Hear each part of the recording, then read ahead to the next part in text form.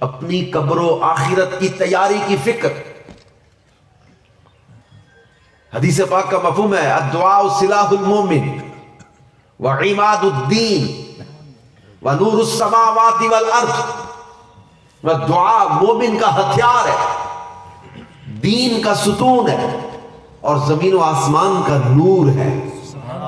ایک حدیث میں فرمایا الدعاء اشرف العبادہ، ایک حدیث میں فرمایا الدعاء افضل العبادہ، ایک حدیث میں فرمایا الدعاء مخ العبادہ، ایک حدیث میں فرمایا الدعاء هو العبادہ.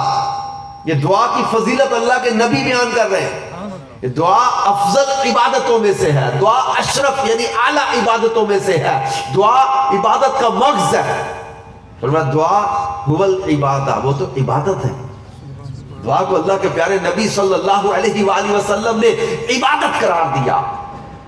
اور ایک حدیث کا مفہوم فرمایا جو بلا اتر چکی اور جو بلا ابھی نہیں اتری، دعا سب کو کفایت کرتی ہے. تو دعا مانگا کرو اے اللہ کے بندو. ایک حدیث قدسی ہے، اللہ پاک فرماتا ہے انا معہ اذا دعانی، بندے جب تو دعا مانگتا ہے میں تیرے ساتھ ہوتا ہوں. اور قرآن پاک میں اللہ پاک ارشاد فرماتا ہے ادعونی استجب لکم، مجھ سے دعا مانگو میں قبول کروں گا. حکم دیا دعا مانگنے کا، ادعونی امر ہے، اس کے اندر حکم ہے. اور ایک مقام پہ اللہ پاک فرماتا ہے وَإِذَا سَأَلَكَ عِبَادِي عَنِّي فَإِنِّي قَرِيبٌ أُجِيبُ دَعْوَةَ الدَّاعِ إِذَا دَعَانِ. فرمایا جب میرے بندے میرے بارے میں پوچھیں تو کہو میں قریب ہوں. اجیب دعوت الداع، دعا مانگنے والے کی دعا کو قبول کرتا ہوں. اذا دعان، جب بھی مانگے. اب اذا دعان مطلق ہے، کوئی نماز کے بعد دعا مانگے، کوئی قرآن کی تلاوت کے بعد دعا مانگے، کوئی دن میں دعا مانگے، کوئی رات میں دعا مانگے، کوئی اکیلا دعا مانگے، کوئی مجمع میں دعا مانگے، کوئی جنازے کے بعد دعا مانگے، کوئی قبرستان جا کے دعا مانگے، گھر آ کے دعا مانگے، تیجے دن مانگے، 7ویں دن مانگے، 10ویں دن مانگے، 40ویں دن مانگے، روز مانگے، اکیلا مانگے، مجمع میں مانگے، قرآن پڑھ کے مانگے. جب بھی دعا مانگنے والا مانگے گا، اللہ فرماتا ہے اجیب دعوت الداع اذا دعان، جب بھی مانگے گا میں دعا قبول کروں گا. اب ہم کہتے نہیں لگا سکتے کہ اب نہ مانگو، جنازے کے بعد نہ مانگو، یا فاتحہ پڑھ کے نہ مانگو، یا قرآن پڑھ کے نہ مانگو. اللہ تو فرماتا ہے مجھ سے مانگو، دعا مانگو. دعا کے بارے میں تو اللہ نے اہل ایمان کی صفت قرآن میں بیان کی ہے. والذین جاءوا من بعدہم، وہ لوگ جو ان کے بعد آئے، یقولون، کہتے ہیں ربنا اغفر لنا، اے اللہ ہماری بھی بخشش کر دے، ولاخواننا الذین سبقونا بالایمان، اور ہمارے ایمان والے بھائی جو ہم سے پہلے چلے گئے ان کی بھی مغفرت فرما دے. اس آیت کی تفسیر میں نے پڑھا تھا کہ جب بھی دعا مانگے تو صرف اپنے لیے ہی نہ مانگا کریں، اپنے مرحومین کے لیے دعا مانگا کریں. اور اس آیت کی تفسیر میں لکھا ہے کہ اس سے پتہ چلا کہ زندوں کی دعا کا فائدہ بھی پہنچتا ہے فوت شدہ لوگوں کو، اور ان کے ایصال ثواب کا فائدہ بھی پہنچتا ہے. تعلق قائم رہتا ہے دعا کے ذریعے، ایصال ثواب کے ذریعے.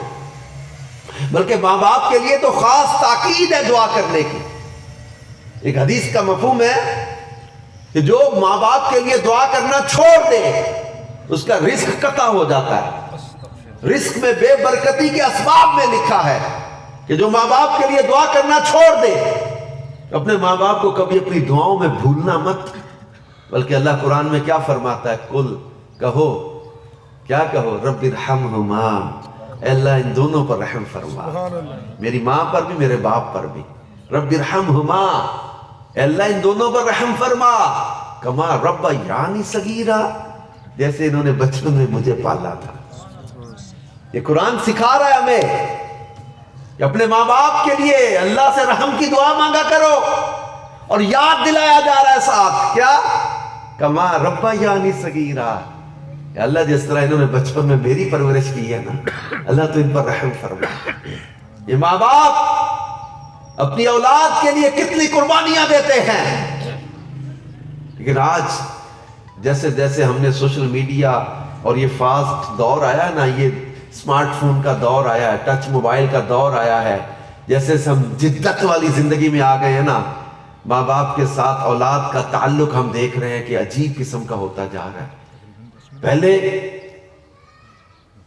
ایک دور تھا جب یہ پرانے بزرگوں سے پوچھو، یہ کہتے ہیں ہم اپنے ابا جی کے پیر رات کو دبا کے سویا کرتے تھے. رات ماں کے پیر دباتے تھے، اماں جی کے پیر دبانے تو ماں سو جاتی تو پھر ہم. اب آج کل کے نوجوان اپنے موبائل پہ رات کو سوتے ہیں اور صبح اٹھتے ہی آنکھیں پوری کھلتی نہیں، پہلے دیکھتے کون کون سے نئے میسج آئے ہیں، کون کون سا سٹیٹس میرا چیک ہوا ہے، واٹس ایپ پہ کیا آیا ہے، سوشل میڈیا پہ کیا آیا ہے، کون کون سے کمنٹس آئے ہیں، کون کون سے لائکس آئے ہیں. عجیب حال ہو گیا ان کا. ماں بیمار پڑی ہوتی ہے، ان کو اپنے دوستوں کی لگی ہوئی ہے، اپنے موبائل پر لگے ہیں. باپ دوائی کو ترس جاتا ہے لیکن یہ لوگ اپنے کھیل میں لگے، اپنی باتوں میں لگے ہوئے ہیں. ان کو پرواہ ہی نہیں ہے ماں باپ کی، ان کی موبائل ان کی زندگی بن گیا.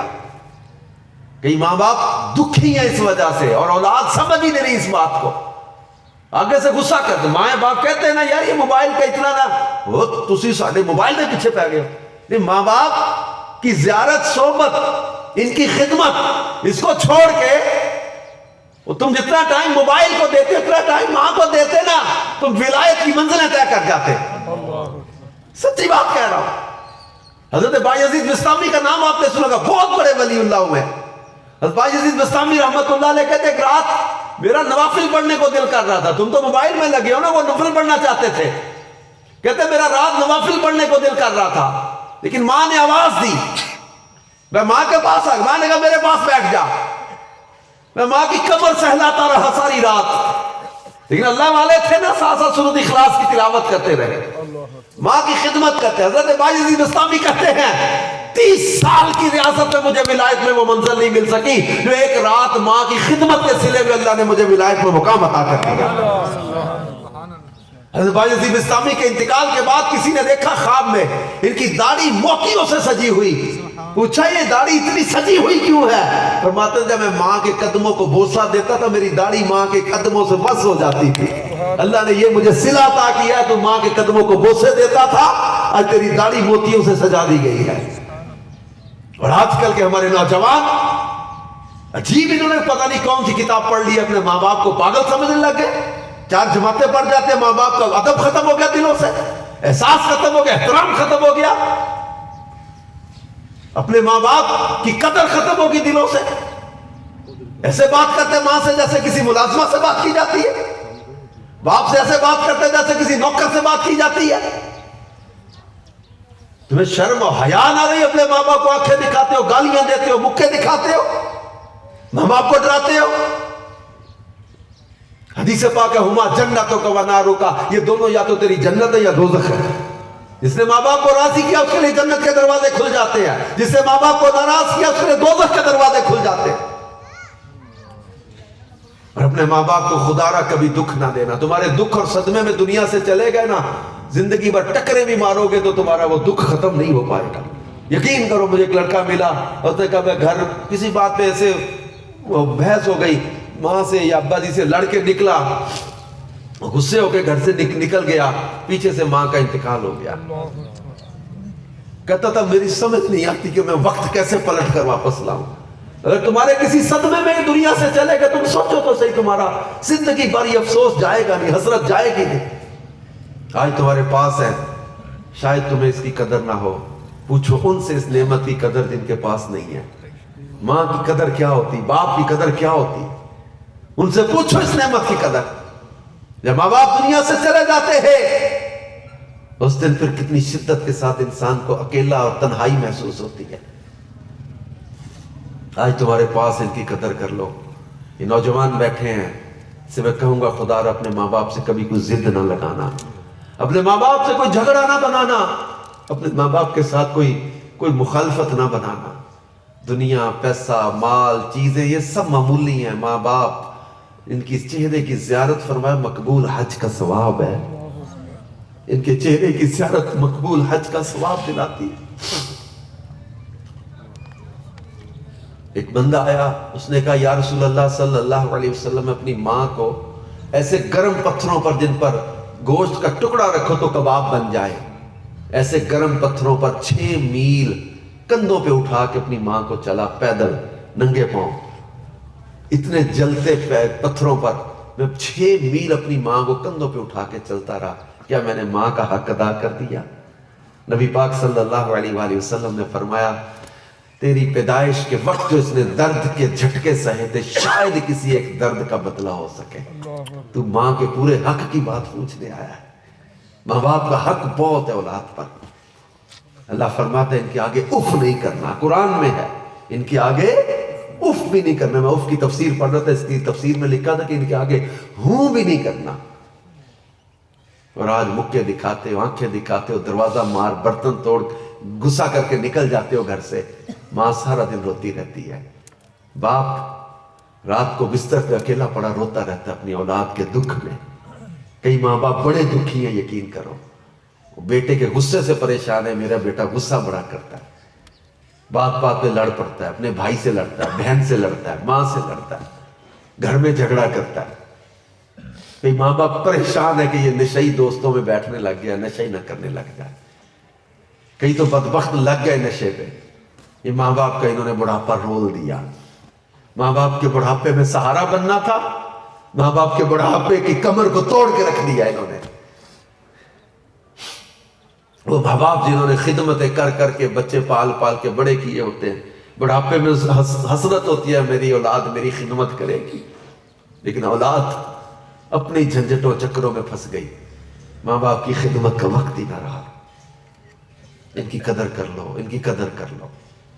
اپنے ماں باپ کو اپنی دعاؤں میں شامل رکھو، ان کے لیے سال ثواب کرتے رہا کرو، دعا کرتے رہا کرو۔ زندہ ہو تو خدمت کر لو، انتقال دنیا سے کر جائیں تو ان کے لیے سال ثواب کا اہتمام کرتے رہا کرو، ان کی قبر کی زیارت کرنے جایا کرو، ان کے لیے قرآن پاک کی تلاوت کر کے اس کا ایصال ثواب کرتے رہا کرو، مغفرت کی دعا کرتے رہا کرو۔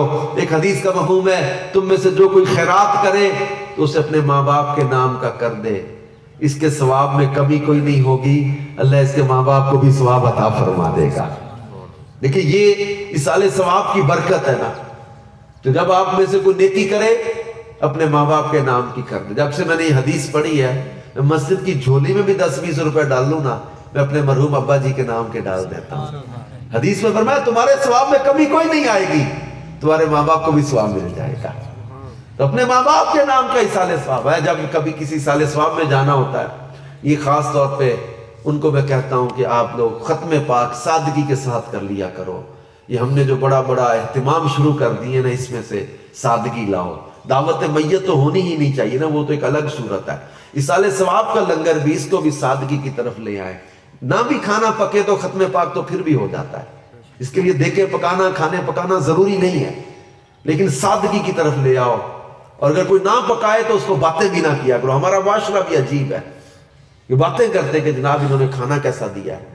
ارے تم اللہ کے بندو کسی ولیمے پر تھوڑی آئے تھے، فوتگی کا موقع تھا، دعا کا موقع تھا۔ یہ کھانے اور یہ دعوتوں کا ٹائم نہیں ہوتا، لوگ بھی باتیں کر۔ عجیب ہمارا معاشرہ ہو گیا، کرنے والے بھی بعض اوقات ایسا ایسا کرتے ہیں کہ لگتا ہے کہ یار یہ کسی فنکشن میں آئے ہوئے ہیں، فوتگی تو لگتی نہیں بعض اوقات۔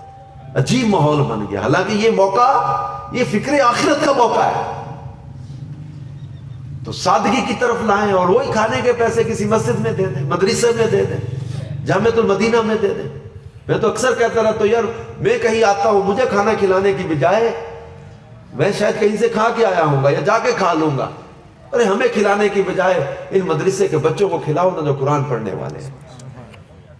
ہمیں کھلانے کا ثواب اتنا نہیں ملے گا جتنا ان قرآن کے خادموں کو کھلانے کا ثواب ملے گا۔ ان کو کھلاؤ، رجانے دا پتہ نہیں، جو بچے ہیں ہی قرآن پڑھنے کے لیے وقف، ان پر خرچ کرو۔ کوئی بچوں کے مدرسے کا کمرہ بنا دو، کوئی بچیوں کا مدرسہ ہے اس کا کوئی کمرہ بنا دو اپنی ماں یا باپ کے ایصال ثواب کے لیے، کوئی مسجد بنا دو، کوئی مدرسہ بنا دو، صدقہ جاریہ ہو جائے۔ میں یہ نہیں کہہ رہا کھانا کھلانے کا ثواب نہیں ہے، کھانا کھلانے کا ثواب ہے، مگر اس کو سمجھیے گا۔ اور اس محفل کا مقصد، بنیادی مقصد ہے فکر آخرت۔ ویسے تو کسی مسلمان کو پانی پلانے کا بھی ثواب ہے، میں یہ نہیں کہہ رہا کہ ثواب نہیں ملے گا، ثواب ملے گا، لیکن زیادہ ثواب کس میں ملے گا وہ سوچیں۔ ابھی بھی اگر کھانے کا اہتمام انہوں نے کیا ہے تو آپ ایصال ثواب کا لنگر کھائیں، میں یہ نہیں کہہ رہا کھانا نہیں کھانا، لیکن اگر آپ کو نہ دیا جائے تو باتیں بھی نہ کریں۔ یہ ذہن بنا لے اپنا، کھانے کے لیے نہیں ہم آئے، مین مقصد ہمارا کیا ہے؟ فکر آخرت حاصل کرنا، اللہ کی رضا کے لیے، دعا کرنے کے لیے حاضر ہونا۔ اور اللہ کے پیارے نبی صلی اللہ علیہ وسلم فرماتے ہیں لذتوں کو زائل کر دینے والی چیز موت کو کثرت سے یاد کرتے رہا کرو۔ موت یہ اللہ پاک نے قرآن پاک میں اس کے بارے میں فرمایا کل نفس ذائقۃ الموت، ہر جی نے موت کا ذائقہ چکھنا ہے۔ اب یہاں جب ہم دعا کے لیے جمع ہوئے، یہ 12:15 بجے دعا کا ٹائم ہے، اب اس سے پہلے یہ چند نصیحتیں میری آپ لے جائیے گا کہ اللہ کے پیارے نبی صلی اللہ علیہ وآلہ وسلم نے فرمایا تم جہاں بھی ہو اللہ سے ڈرتے رہو، تم جہاں بھی ہو اللہ سے ڈرتے رہو۔ اللہ پاک سورہ حشر میں ارشاد فرماتا ہے یا ایھا الذین آمنوا اتقوا اللہ ولتنظر نفس ما قدمت لغد واتقوا اللہ ان اللہ خبیر بما تعملون۔ اے ایمان والو اتقوا اللہ، اللہ سے ڈرو، ولتنظر نفس ما قدمت لغد، اور ہر جان دیکھے کہ اس نے کل کے لیے کیا بھیجا، واتقوا اللہ، اور اللہ سے ڈرو، ان اللہ خبیر بما تعملون، بے شک اللہ کو خبر ہے جو تم کرتے ہو، اللہ جانتا ہے جو تم کرتے ہو۔ یہ نصیحت، یہ درس، اس محفل کا درس اور پیغام یہ ذہن میں رکھیے گا کہ اللہ پاک قرآن پاک میں ہمیں فرما رہا ہے کہ اللہ سے ڈرو اور کل کے لیے تم نے کیا بھیجا اس کی فکر کرو، دیکھو تم نے کل کے لیے کیا بھیجا ہے۔ میرے آقا مکی مدنی مصطفیٰ صلی اللہ علیہ وآلہ وسلم فرماتے جس کا مفہوم حدیث پاک ہے دنیا میں ایسے رہو جیسے ایک مسافر ہوتا ہے۔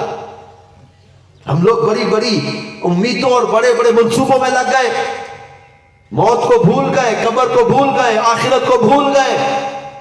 آج سود کھانے والا، رشوتیں لینے والا، حرام کمانے والا، جھوٹ بولنے والا، دھوکہ دینے والا، اس کو مرنا بھول گیا کیا؟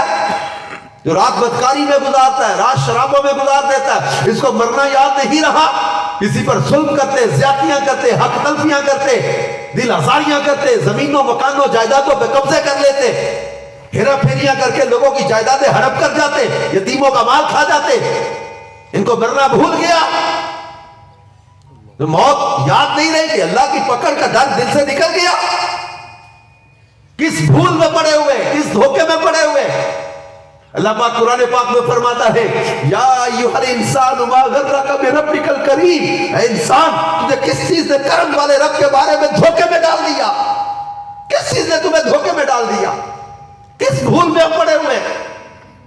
مرنا نہیں ہے، قبر میں اترنا نہیں ہے، کہ اللہ کی بارگاہ میں پیش نہیں ہونا، نمازیں قضا کر کے، رمضان کے روزے چھوڑ کے، زکوٰۃ فرض ہونے کے باوجود ادا نہ کر کے، حج فرض ہونے کے باوجود ادا نہ کر کے، گناہوں میں زندگیاں برباد کر کے، ہم لوگ کس قبر کی اور کس طرح کے حشر کی تیاری کر رہے ہیں؟ اللہ پاک قرآن پاک میں فرماتا ہے ان الابرار لفی نعیم وان الفجار لفی جحیم، نیکوکار ضرور جنت میں ہوں گے اور بدکار ضرور آگ میں ہوں گے۔ یہ قرآن ہے، اور یہ باتیں کرتے ہوئے خدا کی قسم میں یہ نہیں سوچ رہا میں کوئی نیک آدمی بیٹھا ہوں اور آپ میں کوئی گناہ گار بیٹھا ہے۔ باتیں مجھے نعرے لگوانے والے بیان بھی آتے ہیں، لیکن یہ درس کا ٹائم ہے، اور آپ جانتے ہیں میں بیان کے پیسے نہیں لیتا، مجھے اس آنے کے یہاں پیسے نہیں ملنے، میں اپنی ذمہ داری سمجھتا ہوں کہ اس ایصال ثواب کے اجتماع میں ایک ایسا پیغام نوجوانوں کو خاص طور پہ میسج چھوڑ کے جاؤں، اور قرآن، اللہ کا پاک کلام قرآن جو ہمیں بتا رہا ہے اس کی روشنی میں عرض کر رہا ہوں۔ اللہ پاک فرماتا ہے یوم نحشر المتقین الی الرحمن وفدا ونسوق المجرمین الی جہنم وردا۔ اللہ پاک فرماتا ہے اس دن محشر میں ہوگا کیا؟ یوم نحشر المتقین، متقی کیسے اٹھیں گے، پرہیزگار کیسے اٹھیں گے؟ الی الرحمن وفدا، رحمان کی بارگاہ میں انہیں مہمان بنا کے لایا جائے گا۔ وَنَسُوقُ الْمُجْرِمِينَ إِلَىٰ جَهَنَّمَ وِرْدًا، اور مجرموں کو جہنم کی طرف پیاسے گھسیٹا جائے گا۔ یہ دونوں آیتیں سورہ مریم میں 16ویں پارے میں اکٹھی آیتیں ہیں۔ متقی کیسے اٹھیں گے محشر میں اور مجرم کیسے، قرآن میں اللہ نے بیان کر دیا۔ ہم مسلمان ہیں، اپنے رب کا کلام ہمارے سامنے ہے۔ Now we have to decide what I have to do, where I have to go۔ اللہ نے قرآن میں واضح بتا دیا پرہیزگار کیسے اٹھیں گے اور مجرم کیسے اٹھیں گے۔ سوچو کیسی زندگی ہم گزار رہے ہیں، مجرموں والی یا پرہیزگاروں والی، نافرمانوں والی یا فرمانبرداروں والی؟ موت سب کو آنی ہے، نمازی بھی مرے گا، بے نمازی بھی مرے گا، شرابی بھی مرے گا، زانی بھی مرے گا، تہجد پڑھنے والے کو بھی موت آنی ہے، ماں باپ کا نافرمان بھی مرے گا، ماں باپ کا ادب کرنے والا بھی مرے گا، مرنا سب کو ہے، قرآن کے احکام پر عمل کرنے والا بھی مرے گا۔ نافرمانیاں کرنے والا بھی مرے گا، لیکن ہر ایک کی موت ایک جیسی نہیں ہوتی. کوئی ذلت کے ساتھ مرتا ہے، کوئی اس حالت میں دنیا سے جاتا ہے کہ اس کے چہرے کا رنگ بدل جاتا ہے، شکل بگڑ جاتی ہے، چہرے بگڑ جاتے ہیں، صورت بس کر دی جاتی ہے. اور کوئی اس حالت میں دنیا سے جاتا ہے کہ آخری وقت زیارت مصطفیٰ نصیب ہوتی ہے، آخری وقت زبان پہ کلمہ درود و سلام کا ورد ہوتا ہے. کئی لوگوں کو اپنے مرنے کے بعد دیکھا ہوگا، چہرے پر مسکراہٹ آ گئی، سنا ہوگا، دیکھا ہوگا. یہ کیا ہوتا ہے؟ جب کوئی بندہ مومن دنیا سے جاتا ہے، فرشتے اس کو کہتے ہیں اپنا جنت والا مقام دیکھ. اس کو مقام جنت دکھایا جاتا ہے اور فرشتے کہتے ہیں یا ایتھا النفس المطمئنہ ارجعی الی ربک راضیۃ مرضیہ، اے نفس مطمئنہ اپنے رب کی طرف راضی راضی لوٹا، تو اس سے راضی وہ تجھ سے راضی. فادخلی فی جنتی فادخلی فی عبادی، میرے بندوں میں شامل ہو جا. فادخلی جنتی، اور میری جنت میں داخل ہو جا. اس طرح اس کی روح کو لے کر فرشتے چلتے ہیں اور فرشتے اس کو سناتے ہیں اور کہتے ہیں کہ جنہوں نے کہا ان الذین قالوا ربنا اللہ ثم استقاموا تتنزل علیہم الملائکہ الا تخافوا ولا تحزنوا وابشروا بالجنۃ التي کنتم توعدون. یہ اللہ نے قرآن میں فرمایا ان الذین قالوا ربنا اللہ، وہ لوگ جنہوں نے کہا کہ اللہ ہمارا رب ہے. ثم استقاموا، پھر اس پر استقامت سے قائم رہے. تتنزل علیہم الملائکہ، اللہ ان پر فرشتے اتارتا ہے جو کہتے ہیں اللہ تخافوا، خوف نہ کر، ولا تحزنوا، اور غم نہ کر، وابشروا، اور خوشخبری لے لے، بالجنت التي کنتم توعدون، اس جنت کی جس کا تیرے ساتھ وعدہ کیا گیا ہے. اس کو جنت والا گھر دکھایا جاتا ہے، اس کے چہرے پر مسکراہٹ آ جاتی ہے. یہ نیکوکار کا دنیا سے جانے کا وقت ہوتا ہے اور بدکار کو جب لے کر چلتے ہیں وہ فرشتے اس کو جو ہے وہ بدبودار کسی ٹاٹ میں لپیٹ کر جس کی روح کو لے کر چلتے ہیں اور اس طرح اس کا انجام ہوتا ہے. اس کو سجین میں پھینکا جاتا ہے اور نیکوکار کی روح علیین کی طرف پرواز کرتی ہے. اللہ پاک نے قرآن پاک میں فرمایا کہ الذی خلق الموت والحیات لیبلوکم ایکم احسن عملا، وہ اللہ ہے جس نے موت اور زندگی کو پیدا کیا. کیوں پیدا کیا موت اور زندگی کو؟ لیبلوکم ایکم احسن عملا، تاکہ جانچے کہ تم میں کس کا عمل زیادہ اچھا ہے. یہ عملوں کی جانچ ہو رہی ہے، عمل پرکھے جا رہے ہیں، کون اچھے عمل لے کے آتا ہے، کون برے عمل لے کر آتا ہے. ایک مقام پر اللہ کے پیارے نبی نے فرمایا، قرآن پاک کی سورہ زلزال کی تلاوت کر کے فرمایا اذا زلزلت الارض زلزالها واخرجت الارض اثقالها وقال الانسان ما لها يومئذ تحدث اخبارها. جب اس آیت پر پہنچے راوی کہتے اللہ کے نبی کی آنکھوں میں آنسو آ گئے. فرمایا لوگوں جانتے یومئذ تحدث اخبارها، زمین کی خبریں کیا ہوگی؟ اس دن زمین خبریں کھول دے گی. پوچھا گیا حضور اللہ اس کا رسول بہتر جانتے ہیں. فرمایا زمین بولے گی اللہ اس نے میرے اوپر فلاں وقت یہ گناہ کیا تھا، فلاں وقت یہ عمل کیا تھا. بند کمروں میں، تاریک راتوں میں کنڈیاں لگا کے، پردے کر کے، لوگوں سے چھپا کے. اگر کوئی سمجھتا ہے I'm very genius، میں بڑا چالاک ہوں، میں کسی کو پتہ ہی نہیں چلنے دیتا. ارے نادان، اس رب نے ہمارے پردے رکھے ہوئے، ہم اس کو اپنی چالاکی سمجھ رہے، اپنا کمال سمجھ رہے ہو. اگر گناہ کے باوجود آنکھیں سلامت لے کے نکل آئے ہو نا، یہ ہمارا کمال نہیں ہے، اس رب کی رحمت ہے جس نے ہماری آنکھیں سلامت رکھی. اگر گناہ کر کے کوئی اپنی ٹانگیں سلامت لے کے گناہ کی جگہ سے نکل آیا ہے نا، تو یہ اپنا کمال نہ سمجھے کہ میں نے بڑا کمال کیا ہے، چلاکی کی ہے. اس رب نے موقع دیا، بندے تیرا میرا معاملہ ہے، تجھے میں نے رسوا نہیں کیا، تیرا پردہ نہیں کھولا، معافی مانگ لے، توبہ کر لے. ایک وقت آتا ہے اللہ فرماتا ہے اِنَّ بَطْشَ رَبِّكَ لَشَدِيدٌ، تیرے رب کی پکڑ بڑی سخت ہے. اللہ کی پکڑ کا ڈر دلوں سے نکل گیا. اسی کا رزق کھا کے اسی کی نافرمانیاں، اسی کی زمین پر چل کے اسی کی نافرمانیاں وہ دیکھ رہا ہے. آپ نے ہم نے سمجھا کسی کو پتہ نہیں چلا، میں بڑی چلاکی کے ساتھ یہ سب کچھ کر لیا میں نے. اللہ پاک فرماتا ہے الا یعلم من خلق وهو اللطیف الخبیر. الا یعلم من خلق، کیا وہی نہ جانے جس نے تمہیں پیدا کیا ہے؟ وهو اللطیف الخبیر، اور وہ باریک سے باریک باتیں جاننے والا ہے. اللہ فرماتا ہے ایحسب الانسان ان یترک سدی، کیا انسان یہ سمجھتا کہ ایسے ہی چھوڑ دیا جائے گا اسے؟ ایک آیت کے بارے میں امام شافعی فرمایا کرتے تھے، یہ آیت ظالم کے دل پر تیر ہے اور مظلوم کے دل پر مرہم ہے. وہ آیت کون سی ہے؟ فرماتے تھے اللہ فرماتا وما کان ربک نسیا، اور تیرا رب بھولتا نہیں ہے. وما کان ربک نسیا، تیرا رب بھولتا نہیں ہے. اب کس دھوکے میں پڑے ہوئے؟ سورہ رحمان میں اللہ فرماتا ہے یعرف المجرمون بسیماہم، مجرم اپنی نشانیوں سے پہچان لیے جائیں گے. یعرف المجرمون بسیماہم فیؤخذ بالنواصی والاقدام، انہیں پیشانی اور قدموں سے پکڑ لیا جائے گا. مولا کائنات مولا علی شیر خدا اس آیت کی تفسیر میں بتاتے تھے فرشتے ان کے ٹخنوں سے پکڑ کے ان کے پاؤں پیشانیوں سے پیچھے سے لا کے ملا دیں گے، الٹا منہ انہیں لٹا کر یوں جہنم کی طرف گھسیٹا جائے گا. اللہ فرماتا آگے اگلی آیت سورہ رحمان کی، آگے فرمایا ھذہ جہنم التی یکذب بها المجرمون، یہ ہے وہ دوزخ جسے مجرم جھٹلاتے تھے. یطوفون بینہا، اس میں چکر لگائیں گے، وبین حمیم آن، اور کھولتے پانی کے چکر لگائیں گے. کھولتا پانی کیا ہوگا؟ یہ مائے حمیم کیا ہوگا؟ فرمایا جہنمیوں کے زخموں سے جو خون اور پیپ نکل رہی ہوگی اہل نار کو پینے کے لیے دیا جائے گا. ہمیں مرنا ہے، ایک دن اللہ کی بارگاہ میں پیش ہونا ہے.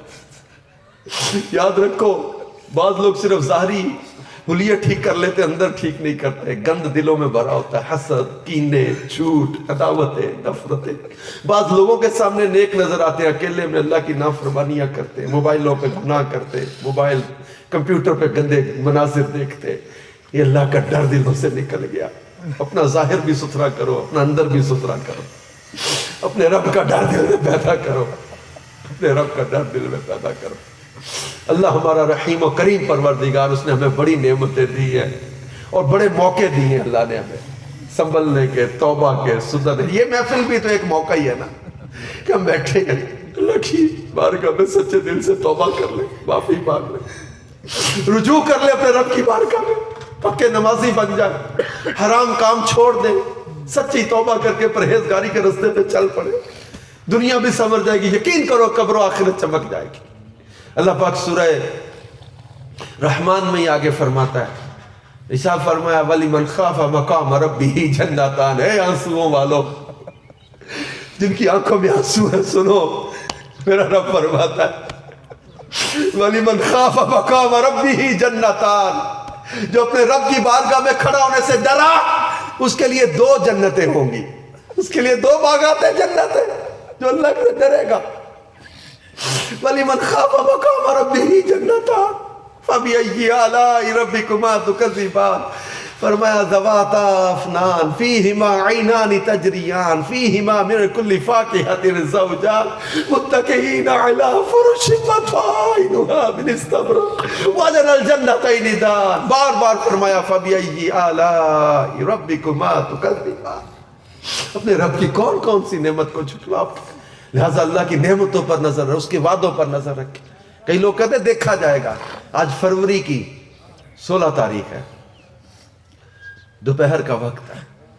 فروری کی دھوپ ہم سے بعضوں کو گھبراہٹ فیل ہو رہی ہوگی. میں آیا بیٹھا، میرے نیچے جرسی تھی، اتار کے آیا. ہم فروری کی 16 تاریخ کو دوپہر کی دھوپ کو سہ نہیں پا رہے. جون جولائی میں اگر ہمیں کہا جائے 1 گھنٹہ اس طرح کی دھوپ میں بیٹھنا ہے، کیا بیٹھ سکیں گے؟ فرش پر، سڑک پر ننگے پیر کھڑا کر کے کہا جائے آج کے دن کا صرف حساب دینا ہے. لوگ کہتے ہیں دیکھا جائے گا. اللہ فرماتا ثم لتسألن یومئذ عن النعیم. اس دن ایک ایک نعمت کے بارے میں سوال ہوگا. 50,000 سال کا دن، سورج کروڑوں میل کے فاصلے پر ہے. اس وقت سورج کا سیدھا رخ اور 9.25 میل پر ہوگا، یہ سیدھا رخ ہماری طرف ہوگا. زمین تانبے کی طرح دہک رہے گی، ننگے پیر انسان کھڑا ہوگا. 4 سوالوں کے بغیر قدم نہیں اٹھا سکے گا. بتا زندگی کیسے گزاری، بتا جوانی کیسے گزاری، بتا مال کہاں سے کمایا، کہاں خرچ کیا، اپنے علم پر کہاں تک عمل کیا. آخرت کی تیاری میں لگ جائیں. آج کی اس محفل سے فائدہ اٹھاتے ہوئے سچے دل سے توبہ کر کے پلٹیے گا. رجب کا مہینہ ہے، اس کو توبہ کا مہینہ کہا جاتا ہے، استغفار کا مہینہ کہا جاتا ہے. اللہ کی بارگاہ میں سچے دل سے معافی طلب کر کے ایک پاکیزہ زندگی گزارنے کا عزم کریں. اللہ فرماتا ہے ان المتقین فی مقام امین. یہ امن میں ہوں گے اور یہ جنتی جو ہوں گے نا، فرمایا لا یرون فیہا شمسا ولا زمہریرا. جنت میں نہ ان کو گرمی لگے گی نہ سردی لگے گی، ایسا ان کو اللہ نے جنت کی نعمتوں میں رکھے گا۔ اللہ پاک ہمیں پکی سچی توبہ کی توفیق دے اور پرہیزگاری کی زندگی عطا کرے۔ دعوت اسلامی کے ماحول سے جڑے رہے، مدنی چینل دیکھتے رہے، انشاءاللہ پرہیزگاری پر استقامت ملتی رہے گی۔ اللہ عمل کی توفیق دے، آمین، بجاہ خاتم النبیین صلی اللہ علیہ وسلم۔